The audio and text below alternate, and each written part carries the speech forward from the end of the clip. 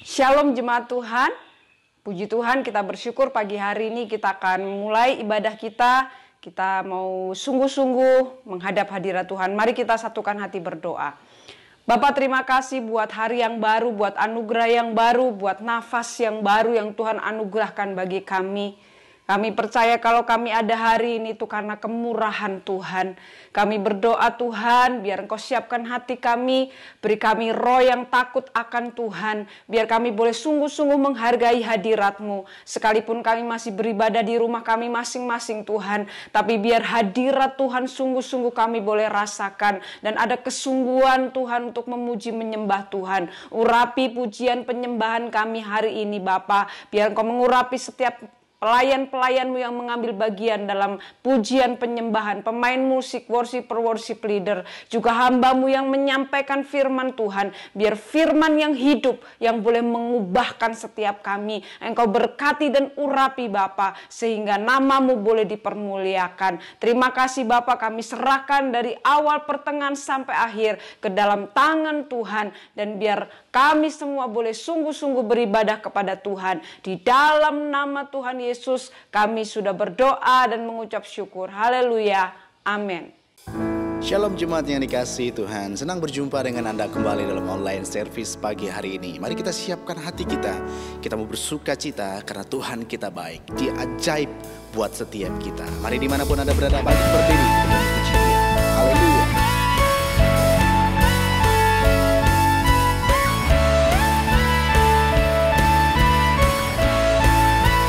Sama-sama kita katakan. Tak terbayang kebesaran-Mu dan tak terbanding kekuatan-Mu Tuhan. Kau megah bagiku. Amin. Segenap jiwa dan pengharapan telah ku serahkan untuk rencana-Mu Tuhan. Kau Raja atasku.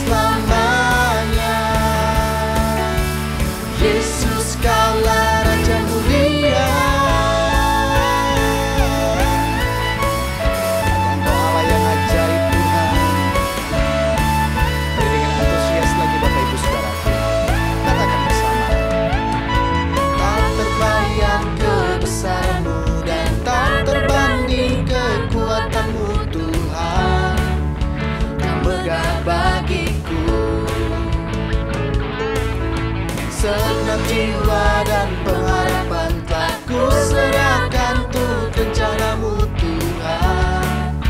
Kau Raja atasku.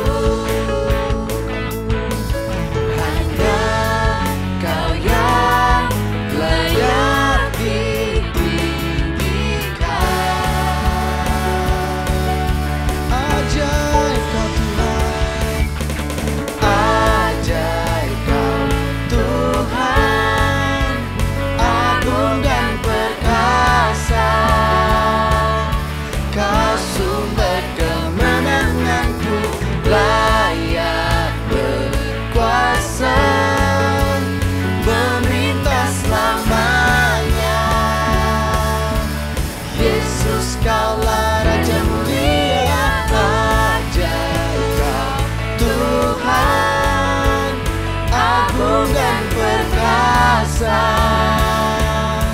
Kau sumber kemenanganku, layak berkuasa, memerintah selamanya. Yesus Kaulah Raja mulia.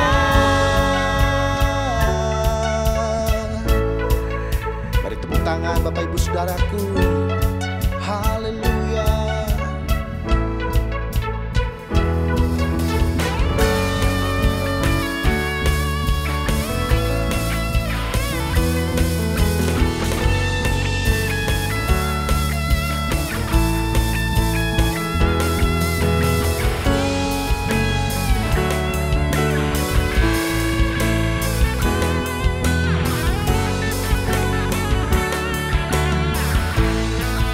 bersama-sama katakan.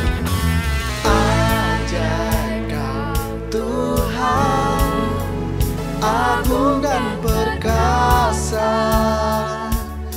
Kau sumber kemenanganku, layak berkuasa, memerintah selamanya. Yesus Kaulah Raja mulia, ajaib Kau Tuhan, agung dan perkasa, Kau sumber kemenanganku, layak berkuasa, memerintah selamanya. Yesus Kaulah Raja mulia, ajaib Kau Tuhan, agung dan perkasa, Kau sumber kemenanganku, layak berkuasa, memerintah selamanya. Yesus Kaulah Raja mulia,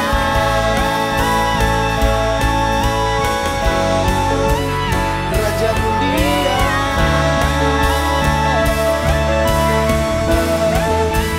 Raja mulia. Sorak-sorai buat Tuhan kita, Bapak Ibu Saudaraku, haleluya.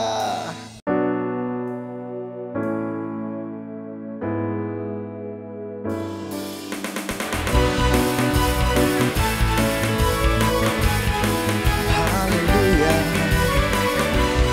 Hanya Engkau ya Allah yang tak tertandingi. Bersama-sama kita katakan saudaraku. Pada siapa Kau bandingkan perbuatannya yang heran? Tak ada. Kerajaannya yang terbesar tak akan tergoyahkan. Semua musuh pun gemetar mendengar nama-Mu Tuhan. Sorak kemenangan, sungguh tak tertandingi, tak ada yang setara denganmu. Hanya Yesus Tuhanlah yang terhebat, jauh melebihi dari penguasa di dunia. Kerajaan-Mu kekal.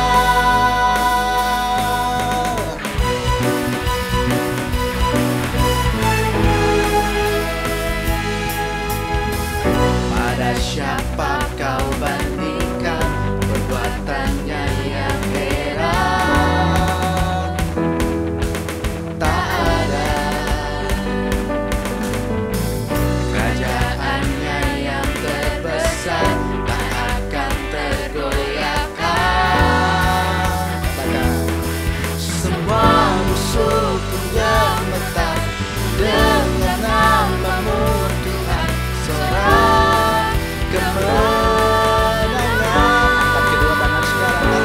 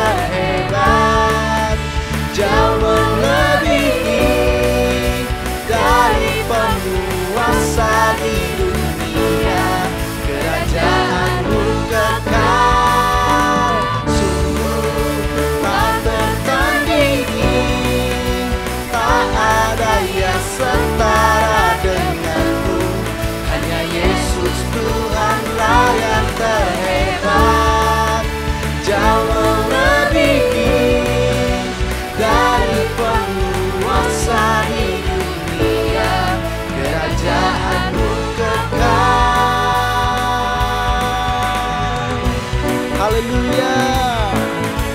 Hanya Yesus Tuhan, Allah yang tak tertandingi. Sorak-sorai buat Tuhan kita Bapak Ibu Saudaraku. Haleluya. Terima kasih Tuhan Yesus, Kau baik buat setiap kehidupan kami. Haleluya.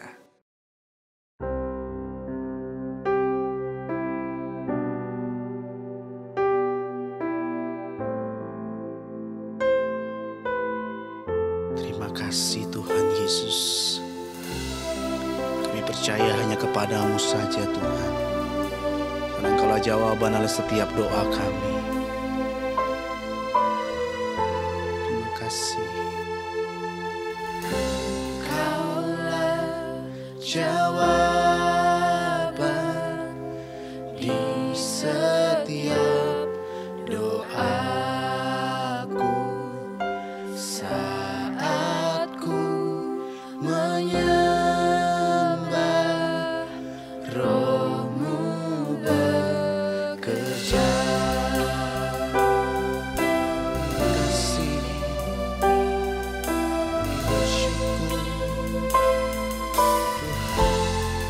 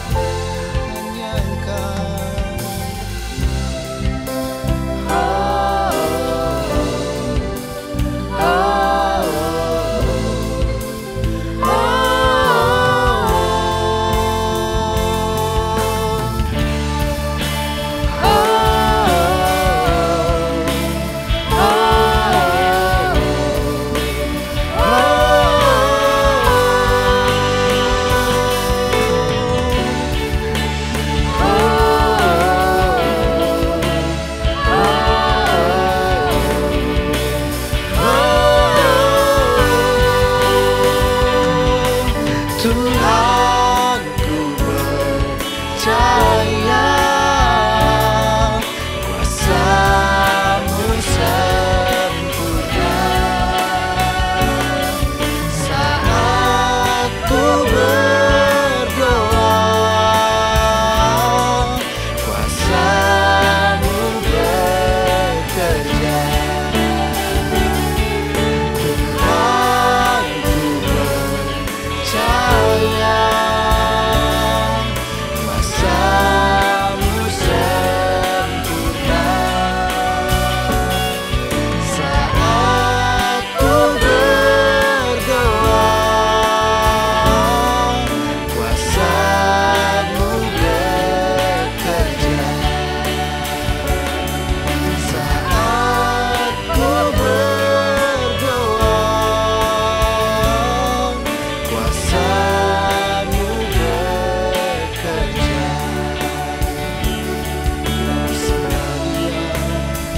Kami sembah,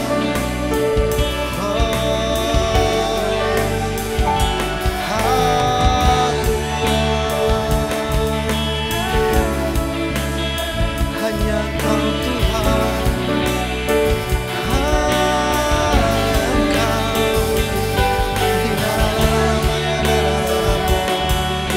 kami sembah, kami tinggikan, kami muliakan hanya Kau Yesus.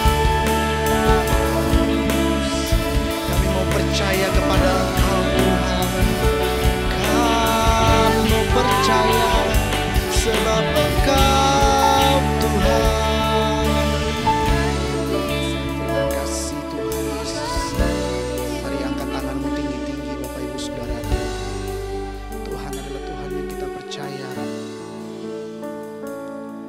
Tuhan ku percaya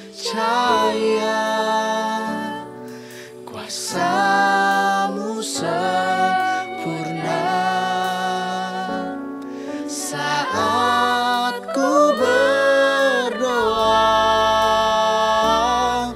kuasa-Mu sempurna. Tuhan ku percaya kuasa-Mu sempurna.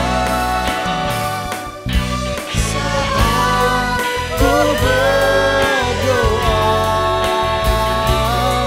kuasa-Mu bekerja.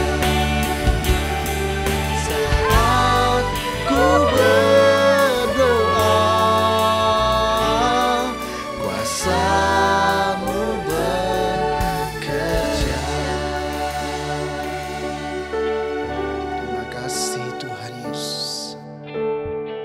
Shalom jemaat yang dikasihi Tuhan, senang sekali bisa menjumpai Anda semuanya dan saya harap semuanya sehat kuat oleh anugerah Tuhan. Hari ini saya akan menyampaikan firman Tuhan dengan judul Kesehatan Pikiran. Mari kita akan lihat firman Allah bersama dari Filipi 4 ayat 8 dan 9 yang berbunyi demikian. Jadi akhirnya saudara-saudara, semua yang benar, semua yang mulia, semua yang adil, semua yang suci, semua yang manis, semua yang sedap didengar, semua yang disebut kebajikan dan patut dipuji, pikirkanlah semuanya itu. Dan apa yang telah kamu pelajari, dan apa yang telah kamu terima, dan apa yang telah kamu dengar, dan apa yang telah kamu lihat padaku, lakukanlah itu, maka Allah sumber damai sejahtera akan menyertai kamu. Saudara sekalian, kesehatan pikiran adalah hal yang sangat penting untuk kita miliki. Sebab kehidupan seseorang dibentuk oleh pola pikirnya. Ada ungkapan yang berkata, taburlah pikiran dan Anda akan menuai tindakan. Taburlah tindakan dan Anda akan menuai kebiasaan. Taburlah kebiasaan dan Anda akan menuai karakter. Taburlah karakter dan Anda akan menuai nasib. Apalagi dalam situasi pandemi semacam ini, kesehatan pikiran sangat penting untuk membuat kita juga memiliki kesehatan secara spiritual dan juga secara fisik. Ada cerita, Tuhan mengizinkan setan membawa pandemi ke sebuah kota dan menewaskan 100 orang di sana. Tapi ternyata yang mati 1.000 orang. Jadi Tuhan marahi setan. Setan, kenapa yang mati 1.000 kan saya kasih izin cuma 100. Tapi setan berkata, Tuhan saya sih cuma bunuh 100. 900 itu mati karena ketakutannya sendiri. Nah, saudara, ini menunjukkan bahwa pikiran yang negatif diwarnai kekhawatiran, ketakutan, itu akan sangat merugikan kita. Saudara sekalian, Norman Vincent Peale pernah berkata demikian, change your thoughts and you change your world. Ubahlah pola pikirmu dan engkau akan mengubah dunia yang ada di sekitarmu. Senada dengan itu, Marcus Aurelius, seorang yang pernah menjadi kaisar Roma, pernah berkata, the happiness of your life depends upon the quality of your thoughts. Jadi kebahagiaan dalam hidup kita tergantung daripada kualitas daripada pikiran kita. Jadi kita harus memiliki pikiran yang sehat, pikiran yang benar. Dalam Amsal 23 ayat yang ke-7a, firman Allah juga berkata demikian. Sebab seperti orang yang membuat perhitungan dalam dirinya sendiri, demikianlah ia. As a man think in his heart, so is he. Kita akan menjadi orang seperti yang kita pikirkan. Karena pikiran itu penting, dalam Roma 12 ayat yang kedua, Tuhan menyampaikan pesan yang berbunyi demikian. Janganlah kamu menjadi serupa dengan dunia ini, tetapi berubahlah oleh pembaharuan budimu, sehingga kamu dapat membedakan manakah kehendak Allah, apa yang baik, yang berkenan kepada Allah, dan yang sempurna. Tuhan mau pikiran kita adalah pikiran yang terkontrol dengan kuasa Roh Kudus. Punya perubahan pola pikir karena kuasa firman. Nah, saudara sekalian, saya mau katakan bahwa beberapa senjata iblis itu bersifat psikologis, kejiwaan. Banyak orang tidak bisa maksimal dalam hidupnya, tidak bisa dipakai Tuhan karena mereka punya pandangan yang buruk tentang diri sendiri. Nah, orang yang memandang dirinya secara buruk akan mengalami dua akibat negatif ini. Yang pertama, pandangan negatif tentang diri akan melumpuhkan potensi kita. Saudara sekalian, ada banyak orang memendam karunia rohani yang Tuhan sudah berikan kepada dia. Dia tidak menggunakannya karena dia minder. Bayangkan misalnya ada seorang yang diminta untuk melayani. Kamu suaranya bagus, kamu jadi singers dong. Aduh enggak, saya suaranya jelek kayak bebek. Lalu ada orang lain bilang sama temannya, udah kamu pelayanan sekolah minggu, pelayanan untuk anak. Kamu kan bisa dipakai Tuhan di sana. Aduh jangan, wajah saya kriminal. Begitu saya masuk kelas, kabur semua, nangis semua anak-anak. Sehingga potensi apa yang dimiliki oleh seseorang karena dia berpikir negatif tidak akan pernah maksimal. Tetapi berikutnya kalau kita juga memiliki pandangan yang negatif tentang diri sendiri, itu akan menghancurkan hubungan kita dengan orang lain. Orang jadi minder, mengisolir diri, padahal Tuhan berkata, engkau berharga di mataku, aku mengasihi engkau. Saya ambil contoh, misalnya ada seorang istri yang selalu berpikir negatif tentang dirinya, padahal suaminya sangat mencintai dia. Lalu ketika istri bikin makanan, masak, suaminya bilang, thank you ya, masakan kamu enak sekali. Istrinya malah bilang apa? Aku tahu, saya nggak bisa masak karena itu kamu cuma menghibur saya aja. Enggak kok, makanan kamu enak banget. Ah udahlah, kamu pasti pura-pura tentang itu. Loh, saudara sekalian, dipuji malah ditanggapi negatif. Kalau suami pergi ke toko dan memberikan pakaian pada hari ulang tahun istrinya, pakaian yang mahal, yang bagus, begitu dibuka, istrinya bilang, apa? Kamu itu ingin saya berpakaian seperti pacar kamu yang dulu itu ya? Loh, sampai suaminya bingung. Enggak, kamu kan ulang tahun, aku ingin membahagiakan kamu. Ah, enggak, pasti kamu ingin saya berpakaian seperti dia dulu. Saudara, betapa merugikannya kalau kita punya pikiran yang negatif. Itu sebabnya Rasul Paulus di dalam Filipi pasal 1 sampai pasal 4 itu mengajarkan tentang bagaimana kita punya kesehatan pikiran. Nah, saya ingin ajak saudara melihat beberapa ciri dari orang yang punya kesehatan pikiran. Yang pertama, orang yang memiliki pikiran yang sehat belajar melihat kebaikan dalam diri orang lain. Filipi 1 ayat 3 dan 4 berkata, "Aku mengucap syukur kepada Allahku setiap kali aku mengingat kamu. Dan setiap kali aku berdoa untuk kamu semua, aku selalu berdoa dengan sukacita." Mengapa setiap kali Paulus mengingat jemaat Filipi, dia selalu bersyukur, dia selalu bersukacita? Apakah mereka adalah orang-orang yang sempurna, tidak ada kekurangan kelemahan? Tentu ada. Tetapi kita perlu belajar hal ini. Kalau kita fokus pada kelemahan seseorang, kita akan jengkel. Tapi kalau kita fokus pada kelebihan seseorang, akan muncul rasa ucapan syukur dan sukacita di dalam kehidupan kita. Karena itu betapa pentingnya kita untuk memiliki pikiran yang baik terhadap orang lain. Jangan suka berasumsi buruk. Sebab ketika kita menekankan keburukan seseorang, maka keburukannya akan muncul. Tapi sebaliknya kalau kita menekankan kebaikan seseorang, kebaikannya yang akan timbul. Kalau Anda punya anak lalu nilainya jelek, do re mi, fa mi re do. Jelek terus nilainya. Kalau dapat nilai ulangan 6 aja sekali, wah syukuran, seluruh kelas diundang. Karena apa? Untuk pertama kalinya dia dapat nilai 6. Nah, kalau kita lihat anak model seperti itu dan kita bilang anak bodoh, anak tolol, dia makin stres. Dia justru akan menjadi seperti yang Anda ucapkan. Tapi kalau kita berkata, Tuhan pasti memberi hikmat kepadamu. Ayo maju terus nak. Kamu pasti jadi anak yang pinter, diberkati Tuhan. Maka harga dirinya akan muncul. Dia menjadi rileks dan akhirnya nilai-nilainya akan bertambah baik. Satu kali ada seorang yang suaranya bagus, seorang wanita yang dipersunting oleh seorang guru olah vokal. Wah pas kan ya, satu pinter nyanyi, satu guru nyanyi.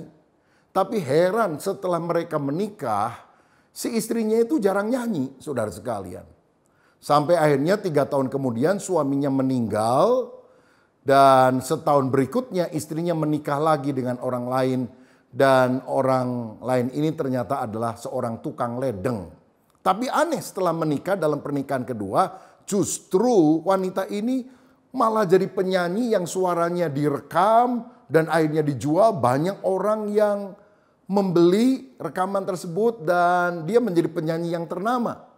Lalu wartawan tanya kepada dia, kamu ini kok aneh, dulu suami kamu guru olah vokal, kamu jarang nyanyi. Sekarang suami kamu adalah tukang ledeng, kamu nyanyi terus. Kenapa? Oh gini, suami saya yang pertama itu pinter sekali, ngerti teori musik. Jadi begitu saya nyanyi, dia langsung mencela saya, fals, pitch control kurang. Terlalu vibrasi suaranya. Jadi akhirnya saya males karena tiap kali nyanyi dikritik. Sekarang kan suami saya nggak ngerti musik. Dia cuma denger kalau masang pipa ledeng, air mengalir, besi ketemu sama besi. Lalu ketika dia pulang ke rumah dia dengar suara nyanyi. Wah dia pikir suara saya ini bagus sekali. Dia motivasi saya, dia dorong saya. Kamu bagus sekali. Rasa percaya diri saya timbul. Dan akibatnya saya menjadi penyanyi terkenal. Saudara, dari sini kita perlu belajar untuk melihat kebaikan pada diri orang lain. Coba kalau saudara hari ini ada di rumah, jangan mencela suamimu atau istrimu atau anakmu atau keluargamu yang lain. Belajar menghargai, memberikan pujian dan selalu bersyukur karena mereka adalah pemberian terbaik yang Tuhan telah berikan dalam hidup saudara. Saudara sekalian, hal kedua yang merupakan ciri orang yang pikirannya sehat adalah belajar mengambil hikmah dalam setiap kesulitan. Filipi 1 ayat 12 berkata, aku mengendaki saudara-saudara supaya kamu tahu bahwa apa yang terjadi atasku ini justru telah menyebabkan kemajuan Injil. Ini adalah kesaksian Paulus di dalam penjara. Dia bilang justru karena aku ada dalam penjara, aku bisa memberitakan Injil kepada orang-orang di dalam penjara. Sehingga mereka bertobat. Dan di ayat 14 dia berkata, malah orang-orang lain, murid-murid yang tidak pernah di penjara, makin berkobar-kobar untuk memberitakan Injil. Karena mereka pikir, paling banter di penjara seperti Paulus. Di penjara pun bisa memberitakan Injil. Sehingga mereka makin mau memberitakan firman Tuhan. Jadi kita melihat di sini, penjara bagi Paulus itu bukan hal yang menyenangkan tentunya. Tapi di balik kesulitan, masalah, penderitaan, ada rancangan Allah yang indah, yang melampaui akal kita. Sehingga itulah yang membuat kita bertahan di tengah kesulitan yang ada. Saudara sekalian, dalam Roma 8 ayat 28 Alkitab berkata, kita tahu sekarang bahwa Allah turut bekerja di dalam segala sesuatu untuk mendatangkan kebaikan bagi setiap orang yang mengasihi Dia, bagi setiap orang yang terpanggil sesuai dengan rencana Allah.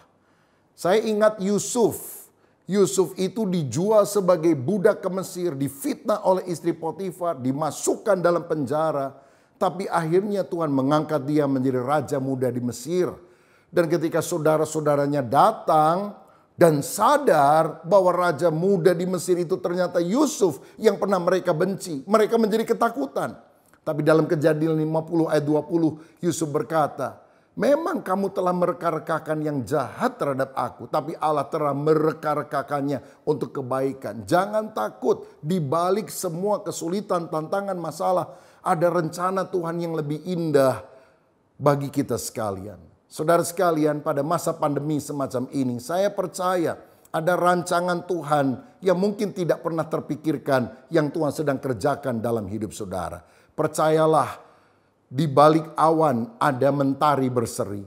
Sehabis hujan ada pelangi menanti. Tak selamanya mendung itu kelabu. Kesulitan Tuhan akan ubah menjadi kemenangan. Kutuk Dia bisa robah menjadi berkat. Ketika kita percaya Tuhan terlibat di dalam setiap aspek kehidupan kita. Dan Dia akan memberikan jalan keluar yang terbaik bagi kita yang percaya kepadanya.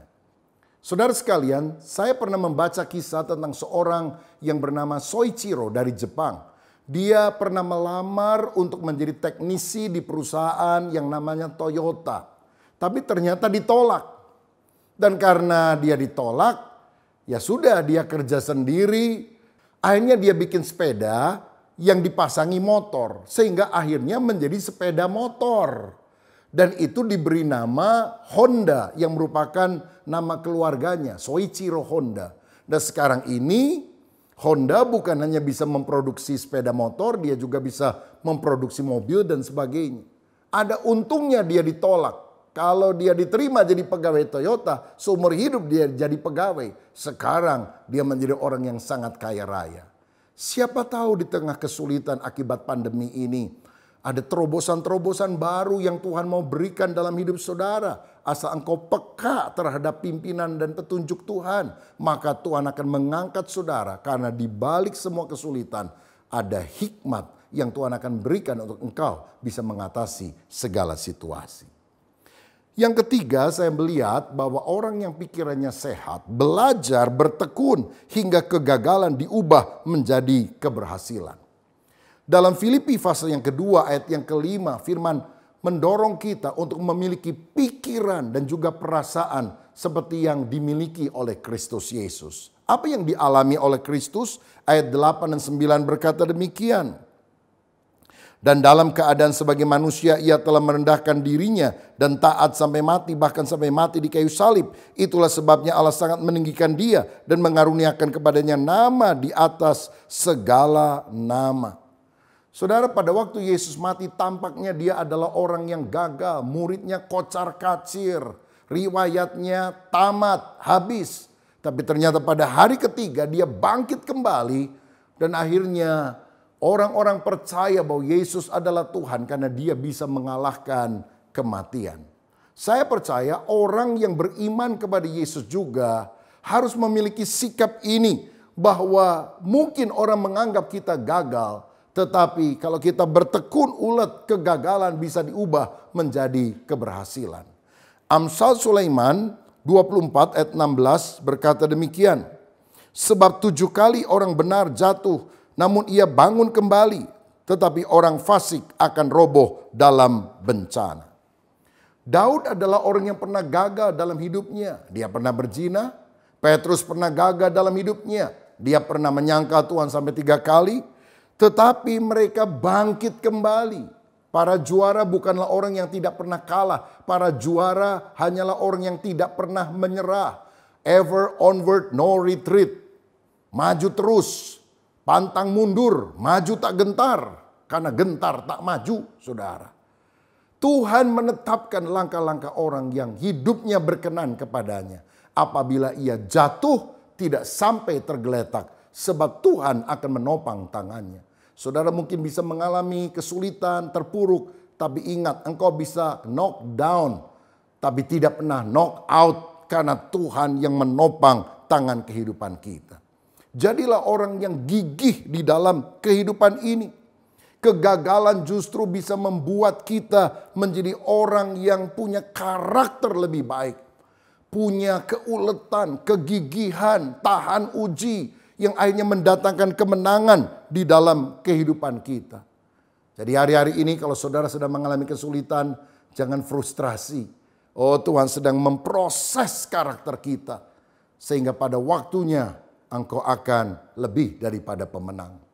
Saya pernah membaca kisah ada seorang anak sekolah bodoh banget. Lalu satu kali kepala sekolah bilang begini kepada anak ini. Nak, Bapak titip ini ya surat, kamu nggak boleh baca, biar ibu kamu di rumah baca. Baik Pak. Jadi ketika dia sampai di rumah, dia bilang, Mama ada surat dari kepala sekolah. Apa isinya? Nggak tahu, Mama yang baca. Begitu mamanya baca, kaget dia saudara sekalian. Lalu anaknya bilang, ngomong apa kepala sekolah mah? Ini kepala sekolah bilang kamu itu terlalu pinter. Jadi guru-guru kewalahan untuk ngajar kamu. Dia minta mama saja yang langsung ngajarin kamu. Jadi besok kamu nggak usah sekolah lagi. Oh ya udah kalau saya diajar sama mama, wah saya tambah seneng. Saudara sekalian, jadi anak itu kemudian tidak pernah sekolah lagi, dia diajar oleh ibunya. Akhirnya anak ini menjadi orang yang sangat sukses di dalam hidupnya. Menjadi penemu yang terkenal, menjadi orang yang berhasil. Nah menurut kisahnya, satu kali ketika ibunya sudah meninggal, anak ini sudah jadi orang sukses. Satu kali dia bongkar-bongkar arsip yang lama. Dan dia temukan itu surat dari kepala sekolah yang dulu. Dan dia kaget karena isinya adalah anakmu terlalu bodoh.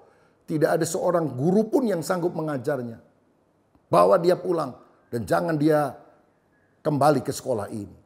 Tapi oleh ibunya surat itu tidak dibacakan dengan versi negatif. Tetapi dibacakan atau ditafsirkan secara positif. Guru gak ada yang sanggup bisa ngajarin kamu. Kamu terlalu pinter, terlalu kreatif. Jadi biar mama saja yang mengajar. Saudara sekalian, saya mau katakan di dalam dunia ini kita harus tetap memiliki pikiran yang sehat. Melihat dari sudut pandang yang benar. Dari perspektif ilahi. Bukan dari sudut pandang manusia. Dan ketika saudara memiliki pola pikir yang demikian, engkau akan berkemenangan. Poin yang terakhir, yang keempat. Apa cirinya orang itu memiliki kesehatan pikiran? Saya temukan kebenaran keempat dari Filipi pasal 4. Ayat 4 yang berkata demikian. Bersukacitalah senantiasa dalam Tuhan. Sekali lagi kukatakan bersukacitalah. Ayat 6. Janganlah hendaknya kamu khawatir tentang apapun juga. Tetapi nyatakanlah dalam segala hal keinginanmu kepada Allah. Dalam doa dan permohonan dengan ucapan syukur. Saudara Rasul Paulus ada di dalam penjara. Tapi dia berkata bersukacitalah senantiasa dalam Tuhan. Dia malah menghibur orang-orang yang ada di luar penjara. Saudara, dia berkata jangan khawatir. Selalu bersyukur. Bahkan di ayat yang ke-18 dan 19 dia mengucap syukur. Berterima kasih kepada jemaat Filipi yang telah memberikan persembahan untuk menopang kehidupan dan pelayanannya melalui seorang yang dititipi namanya Epafroditus. Dari sini kita melihat bahwa orang yang pikirannya sehat adalah orang yang tetap belajar menghargai berkat-berkat kecil dalam kehidupan. Bahkan ketika dia mengalami kesulitan. Saudara tahu berkat Tuhan itu tidak selalu besar, hebat, spektakuler. Tetapi hal-hal yang tampaknya biasa ketika disyukuri itu juga menjadi berkat yang sangat luar biasa. Saya percaya ada kuasa dalam pengucapan syukur. Bukannya karena keluargamu sudah harmonis, nggak ada masalah, maka saudara bersyukur. Tapi kalau saudara banyak bersyukur, keluargamu akan lebih harmonis. Bukannya karena engkau nggak punya masalah, maka saudara bersyukur. Tapi kalau saudara banyak bersyukur, masalahmu akan diselesaikan oleh Tuhan. Bukannya karena kita punya uang banyak maka kita bersyukur. Tapi kalau kita banyak bersyukur, percayalah berkat Tuhan, penyediaan Tuhan akan mengalir dalam kehidupan kita. Syukurilah hal-hal yang tampaknya kecil di dalam kehidupan ini. Tahukah saudara, tubuh kita ini memiliki keajaiban yang luar biasa. Jantung kita misalnya adalah pompa kecil yang ajaib yang bisa memompa dan mengalirkan 4,5 liter darah setiap menit. Itu berarti 2.400 liter darah setiap jam. Berarti satu tangki besar yang dipompa oleh jantung kita setiap hari. Dan jantung kita kuat terus memompa 70 tahun, 80 tahun, 24 jam sehari. Nggak ada henti-hentinya. Coba kalau saudara beli pompa air lah, apa saja mereknya yang terkenal. Saudara pakai 7 hari seminggu, 24 jam sehari, 30 hari sebulan, bung, jebol tuh. Tapi kita nggak pakai oli nih, jantung tetap bisa bergerak. Bukankah ini keajaiban Tuhan di dalam kehidupan kita? Tahukah saudara, paru-paru kita mengempis 18 kali setiap menit, artinya 1080 kali setiap jam, 25.000 kali setiap hari, 750.000 kali setiap bulan, 9 juta kali setiap tahun. Mengembang, mengempis. Sehingga kita bisa sehat. Ini adalah anugerah Tuhan. Alkitab berkata, tak berkesudahan kasih setia Tuhan, tak habis-habisnya rahmatnya. Selalu baru setiap pagi, besar kesetiaan. Kalau tadi malam saudara tidur dan hari ini engkau bisa bangun, itu keajaiban Tuhan loh saudara. Syukuri anugerahnya. Karena itu milikilah pikiran yang sehat dengan 4 ciri yang telah saya jabarkan tadi.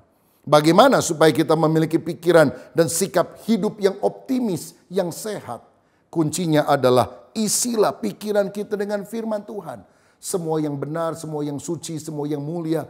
Pikirkan semuanya itu. Dan dari mana kita bisa memiliki sumber sehingga pikiran kita menjadi pikiran yang benar, pikiran yang sehat, pikiran yang optimis. Dari firman Tuhan. Sebab kalau setiap hari kita membaca firman Tuhan, kita memperkatakan firman Tuhan, kita menyanyikan firman, bahkan kemudian kita melakukan firman. Firman itu akan membawa kita pada kekuatan dan kemenangan. Saudara, jangan isi pikiranmu dengan hoax, dengan berita-berita negatif yang ada di sekitar. Tiap hari terus tambah porsi firman, membaca firman, mendengar firman, merenungkan firman. Sehingga ketika outputnya firman yang keluar adalah sikap dan tindakan yang akan selaras dengan firman itu. Ada seorang pendeta yang demam panas 39 derajat Celcius lebih, saudara. Panas menggigil sampai ngigau. Dan waktu dia mengigau, ngomong gak sadar, dia ngomong gini, Tuhan adalah gembalaku, tak akan kekurangan aku. Pergilah, jadikan semua bangsa muridku. Kenapa ngomongnya begitu? Karena tiap hari diisi dengan firman. Firman yang keluar waktu dia mengigau, ayat firman. Kalau nanti malam ya, misalnya saudara panas badan 39 derajat Celcius, lalu saudara mengigau, kira-kira ngomongnya apa? Wah, jangan sampai ngomongnya enggak saudara sekalian. Karena itu isi pikiran kita dengan firman. Dan saya percaya seperti yang Paulus katakan, ketika kita mengisi pikiran dengan firman, melakukan di dalam kehidupan kita, ada kemenangan yang Tuhan berikan. Saudaraku, milikilah pikiran yang sehat di dalam Kristus. Karena itulah kunci berkemenangan. Dan firman Tuhan adalah kuncinya untuk kita selalu memiliki kesehatan pikiran. Tuhan Yesus memberkati kita semuanya. Amin. Saudara sekalian, persiapkan roti dan anggur perjamuan. Para ayah, kepala keluarga membagi-bagikan roti dan anggur perjamuan itu. Dan sambil kita mempersiapkan roti dan anggur perjamuan, Saya minta para worship leader untuk mengangkat satu pujian.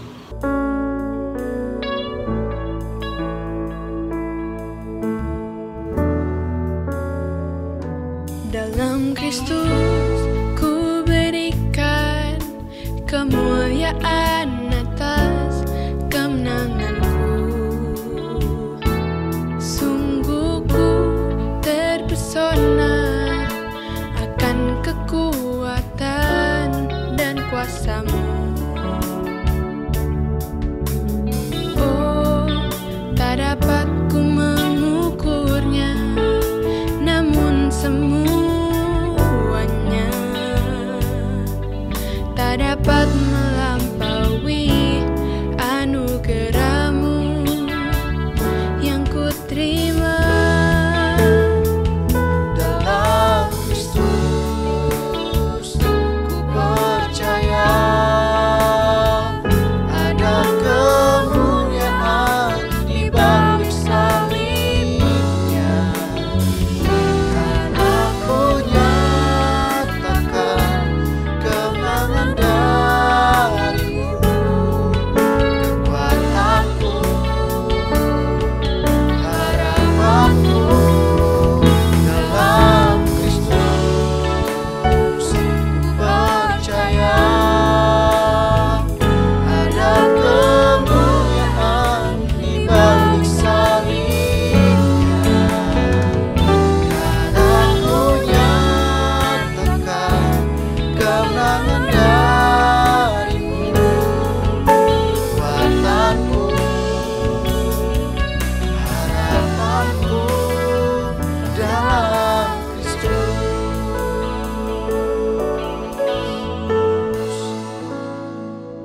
Sekarang mari angkat roti di tangan kanan saudara tinggi lewat kepala. Dengarkan firman Tuhan terlebih dahulu dan nanti kita akan makan roti ini bersama-sama. Sebab apa yang telah kuteruskan kepadamu telah aku terima dari Tuhan, yaitu bahwa Tuhan Yesus pada malam waktu ia diserahkan mengambil roti, dan sesudah itu ia mengucap syukur atasnya, ia memecah-mecahkannya dan berkata, inilah tubuhku yang diserahkan bagi kamu, perbuatlah ini menjadi peringatan akan aku. Saudara sekalian, percayakah saudara, roti yang telah diberkati ini adalah persekutuan kita dengan tubuh Kristus? Amin. Mari kita makan bersama-sama dalam nama Yesus.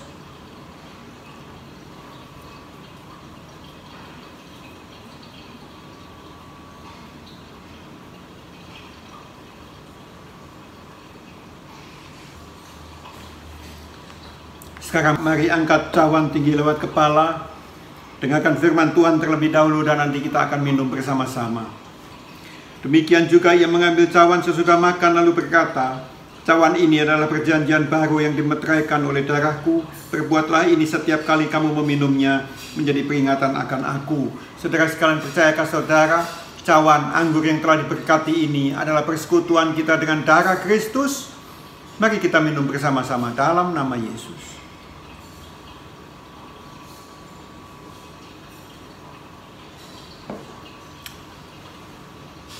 Oh haleluya, kami mengucap syukur kepadamu Tuhan. Terima kasih untuk waktu yang indah yang Tuhan berikan kepada kami, sehingga kami dapat melakukan, oh Tuhan, perjamuan kudus ini ya Tuhan. Terima kasih untuk firman-Mu Tuhan. Biarlah kami bisa mempraktekannya di dalam kehidupan kami. Menghadapi situasi-situasi yang sulit semacam ini, kami tidak perlu takut, kami tidak perlu kecewa ya Tuhan. Tetapi kami mau memakai kesulitan ini ya Tuhan, untuk kami berharap lebih lagi kepadamu, untuk kami mendekat lebih lagi kepadamu ya Tuhan. Tuhan, Kau tolong kami semua. Terima kasih Bapa, kami serahkan semuanya ke dalam tangan Tuhan. Di dalam nama Tuhan Yesus kami berdoa. Haleluya. Amin. Amin. Shalom Bapak Ibu, kita bersyukur karena tidak terasa kita sudah ada di minggu pertama di bulan Desember tahun 2020. Kita bersyukur buat kebaikan dan anugerah Tuhan.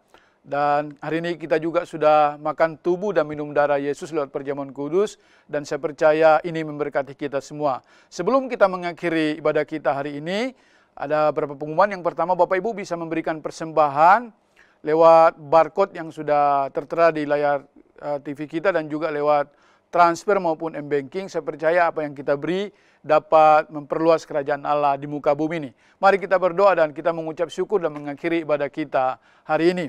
Bapa kami berterima kasih buat kebaikan Tuhan dalam kehidupan kami. Kami bersyukur karena Tuhan baik dalam kehidupan kami. Hari ini kami sudah memuliakan Tuhan lewat ibadah kami, bahkan makan tubuh dan minum darah-Mu. Kami percaya lewat perjamuan kudus, setiap kami dikuatkan Tuhan. Pada kesempatan ini kami berdoa buat bangsa dan negara kami Indonesia. Tuhan memberkati Indonesia, Tuhan pulihkan kondisi situasi politik yang terus memanas hari-hari ini. Kami berdoa berkati Pak Jokowi dan juga para menteri, agar boleh bekerja sama menanggulangi resesi ekonomi akibat dampak COVID-19.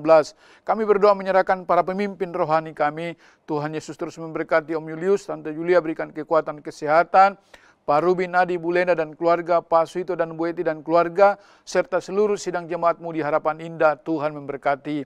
Yang sakit Tuhan sembuhkan, yang lemah Tuhan kuatkan, yang susah Tuhan hibur. Bapak Ibu, mari angkat kedua tangan dan terimalah berkat dari Tuhan. Tuhan memberkati rumah tanggamu, Tuhan memberkati pekerjaanmu, Tuhan memberkati keuanganmu, Tuhan memberkati kesehatanmu, dan Tuhan memberkati pertumbuhan rohanimu. Sekarang, terimalah berkat daripada Allah Bapa, cinta kasih dalam Tuhan Yesus Kristus, dan melalui persekutuan yang indah dalam kuat kuasa Roh Kudus, tinggal tetap menyertai kita mulai hari ini sampai Maranatha, Yesus Kristus datang pada kali yang kedua menjemput kita di awan-awan yang permai. Yang percaya dan sudah diberkati Tuhan, mari katakan bersama, amin. Shalom, Tuhan memberkati kita semua. Ku bersyukur padamu Tuhan, sebab kasih setiamu di dalam hidupku. Anugerah-Mu besar bagiku, di setiap langkahku ku memuji-Mu.